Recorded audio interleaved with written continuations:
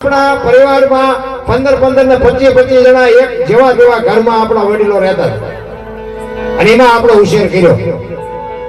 રહેવા સારું ઘર નહોતું, ખાવા સારું અનાજ નહોતું. કોઈએ ન કીધું મારા મા બાપને આશ્રમમાં મૂકવા જવું છે. અને અત્યારે 3 માળના મકાન હોય તો માન બાપ જ નથી પોહાતા કોઈને. માન બાપ જેવા બાપુ ભગવાન આ દુનિયામાં કોઈ દી મળે એવું નથી. એટલે દાસી જીવન કે છે મારા નાથ અમારે તને મળવું હોય તો શું કરવું પડે?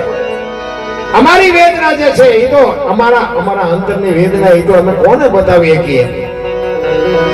એટલે દાસી જીવન કે છે શું કે છે?